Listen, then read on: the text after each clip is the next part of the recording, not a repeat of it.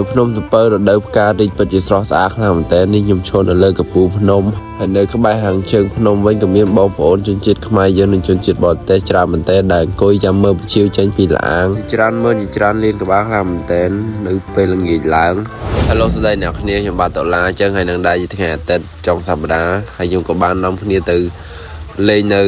ភ្នំសំពៅទេសភាពតាមផ្លូវពិតជាស្រស់ស្អាតខ្លាំងមែនទែនខ្ញុំបានជិះតាមផ្លូវជាតិលេខ 5 ទេប៉ុន្តែខ្ញុំជិះតាមផ្លូវផ្សេងបាទដោយសារមួយរយៈហ្នឹងគឺខ្ញុំអូស Facebook អូស TikTok គឺឃើញបងប្អូនរបស់យើងទៅលេងភ្នំសំពៅច្រើនមែនទែនហើយខ្ញុំក៏ចង់ទៅមើល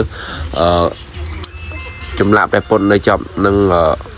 ភ្នំផងហើយក៏នាំគ្នាទៅមើលទៅលេងទៅហ្មងទៅព្រោះអីរដូវនេះគឺជារដូវផ្ការីកហើយបើយើងអត់បានទៅគឺពិតជាសោកស្ដាយខ្លាំងមែនទែនបានរយៈប៉ុន្មានខ្ញុំក៏ជិះដល់ហើយបាទមុនដំបូងពេលដែលពួកយើងដល់ភ្នំសំពៅភ្លាមខ្ញុំថាតែថតនៅកាហ្វេដែលគេចំណាំថតរូបចប់ភ្នំហ្នឹងប៉ុន្តែដោយសារមនុស្សច្រើនពេកក៏យកបានទៅទេគឺយើងចូលទៅផ្សាររាត្រីវិថីទេសចរភ្នំសំពៅគឺអូខេកន្លែងនេះឯងដែលថាគេល្បីថាមានផ្សាររាត្រីនៅរដូវកាលមុនហ្នឹងរដូវផ្ការីកតនរីកហ្នឹងប៉ុន្តែលើផ្ការីកហើយខ្ញុំក៏បានដល់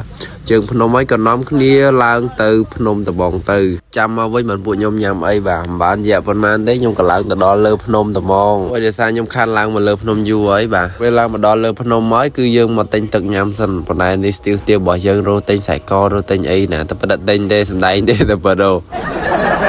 ទៅពីទិញទឹករួចហើយយើងក៏នាំគ្នាដើរលេងឡើងទៅកំពូលភ្នំត្បូងទៅនេះគ្នាឃើញរដូវផ្ការីកស្រស់ស្អាតខ្លាំងតែផ្កាកងោកហើយឡើងមកលើភ្លាមគឺយើងឃើញមកវោកបើយើងកំពុងតែអង្គុយញ៉ាំអីធ្វើដូចបង្អើយដែលអត់ខ្វល់ពីណាគេទេពេលឡើងមកដល់លើកំពូលភ្នំបាទគឺ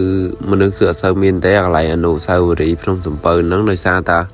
ពីច្រើនគេនៅជើងភ្នំដើម្បីមើលពជាវញ៉ាំអីចឹងណាបាទហើយខ្ញុំឡើងមកដល់លើកំពូលភ្នំនេះគឺនៅមានកំពូលមតនៈទៀតគឺកំពូលធំរបស់យើងនៅឯប៉ុន្តែខ្ញុំឡាយថតជាប់នឹងផ្កាកងោករីកអញ្ចឹងរដូវផ្ការីកស្រស់ស្អាតខ្លាំងមែនតើពេលដែលយើងមើលទេសភាពពីលើភ្នំទៅក្រោមគឺស្រស់ស្អាតមែនឃើញរដូវផ្ការីកនេះស្អាតខ្លាំងមែនផ្កាកងោកបកក្រហមមើលផ្ទះមើលអីមើលសាលារៀនអីអូនិយាយទៅមើលមកឃើញសពបដ ாய் ហើយខ្ញុំឡើងទៅលើបន្តទៀត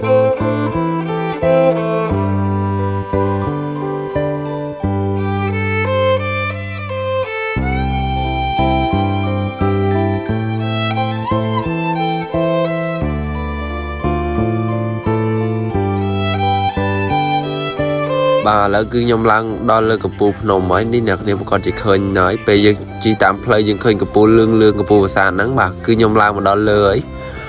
បាទឡើងមកលើនិយាយទៅខ្ញុំអត់ដែរឡើងមកលើភ្នំកំពូលខ្ពស់យ៉ាងហ្នឹងទេទៅតែលើកនេះឯងគឺខ្ញុំឡើងមកដល់លើបាទមកមើលទេសភាពមើលយ៉ាងណាស្អាតប៉ុណ្ណា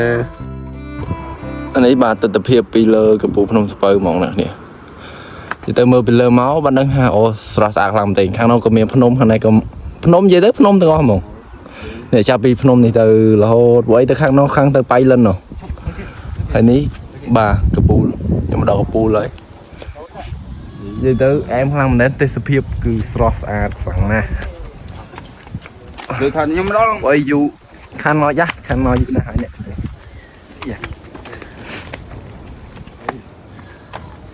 នេះណាអូមិនយ៉ាងណាស់ណោះអាមុនហ្នឹងខ្ញុំនៅហ្នឹងមកធ្វើស្តានៅកន្លែងដងតែនតែឥឡូវមកកន្លែងមួយទៀតហើយនេះដងតែអាចូលហ្នឹងហ្នឹងនេះកន្លែងដងតែនហ្នឹងអូយខប់សេរីហើយមេចាប់ដើមល្ងាចហើយខ្ញុំក៏បានចុះមកពីលើភ្នំវិញហើយយើងចុះទៅក្រោមវិញទៅដើម្បីយើងទៅមើលពជាវចេញមកពេលហ្នឹងគឺខ្ញុំអត់បានចូលឡាងមិញទេគឺខ្ញុំចុះមកក្រោមហ្មងទៅតែដល់ពេលចុះមកគឺអត់តដល់ម៉ោងពជាវចេញទេហើយខ្ញុំក៏អង្គុយញ៉ាំអីជុំគ្នាខ្ញុំសិនទៅនៅក្បែរជើងភ្នំគឺមានបងប្អូនខ្មែរយើងហើយនឹងជនជាតិបរទេសច្រើនមែនទេដែលអង្គុយចាំមើលពជាវបាទហើយយើងអង្គុយមើល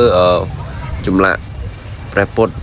ដែលមាន3ផ្ទាំងបាទនៅខាងចប់ជើងភ្នំហើយនៅខាងគេនោះគឺរូបពជាវបាទតែពជាវគឺអត់តន់ចេញទេដោយសារអត់តន់ដល់ម៉ោងលុះដល់ម៉ោង6ឯងគឺដល់ម៉ោងពជាវចេញហើយបាទនេះពជាវចេញអត់តន់ច្រើនទេទៅពេលចាប់ផ្ដើមចេញបានប្រហែល 4-5 នាទីបាទពជាវចាប់ផ្ដើមបុកចេញមកហើយបាទនិយាយទៅគឺល្អមើលខ្លាំងមែនទេពួកខ្ញុំអត់ដែរទៅមើលទេទៅមើលលើកដំបូងដែរបាទបងប្អូនរបស់យើងគឺនៅមុខចិត្តក្បែរភ្នំជើងភ្នំនឹងគឺច្រើនខ្លាំងមែនទែនពជាវច្រើនជាងមនុស្សទៀតទេបាទទៅទាំងខ្សែហ្មងរាប់ម៉ឺនរាប់លានក្បាលនេះបានច្រើនមែនបាទច្រើនដូចគេថាមែនឮគេនិយាយ100ដងមិនស្មើតែឃើញម្ដងបាទនេះ mưa tầm nữa tới còn mà cano cô đặt đá bà tầm mưa chiều là nghỉ nà hói nhung có bàn lọm học theo mình vì tôi nhớ viên tập bên ai bài bài nè kia